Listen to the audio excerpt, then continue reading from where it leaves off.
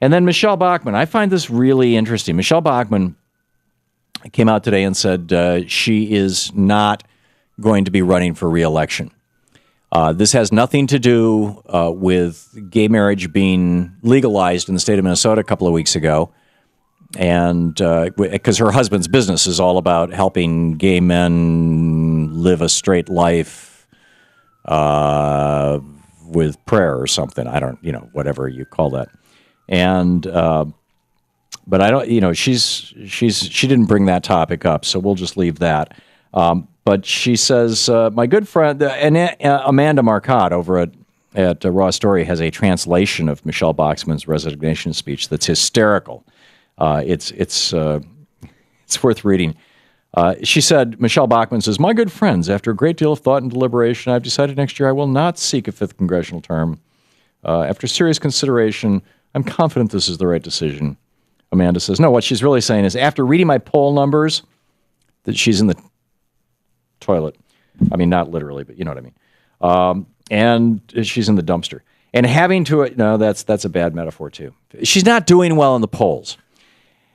And having to endure multiple interviews with the FBI, I've decided that this job actually requires work, so I'm quitting. Hey, she's following Sarah Palin's lead. Except she's actually quitting at the end of her term. Sarah Palin didn't do that, so maybe she's not.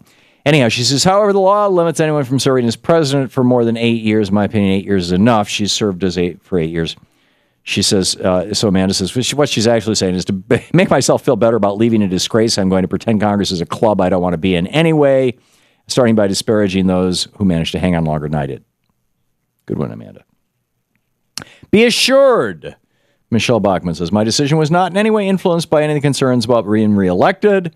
I've always defeated candidates, and rest assured this has nothing to do with recent inquiries into the activities of my former presidential campaign.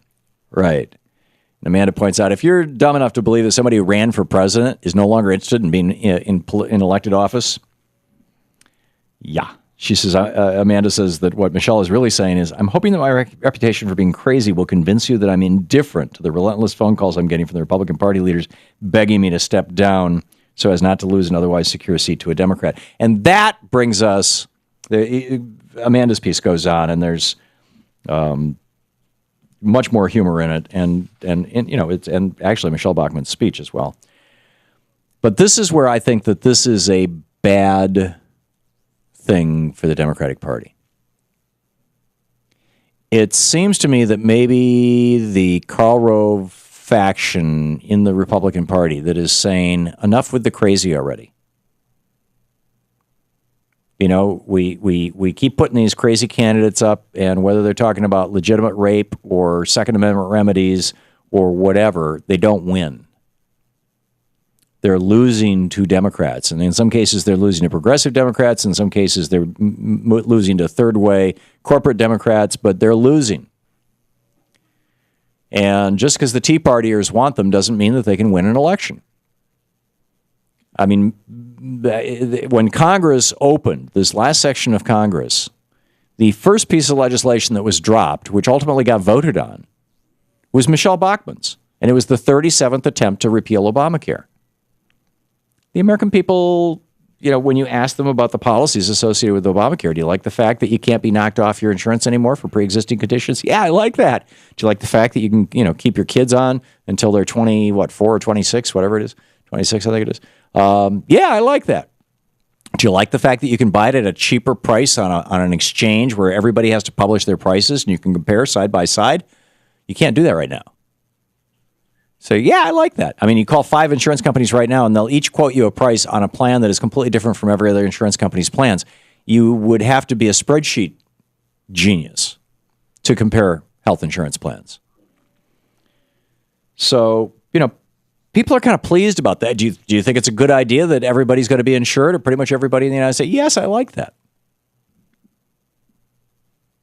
But let's repeal it anyway, say the Republicans. And they're riding this train to defeat. And the problem with Michelle Bachmann resigning, this is why I'm not happy that she's resigning. A, she's a great sideshow.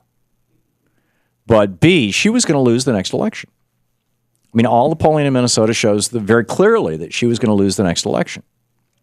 Even when she's running against like unnamed Democrats, she's going to lose the next election. So what's she going to do now?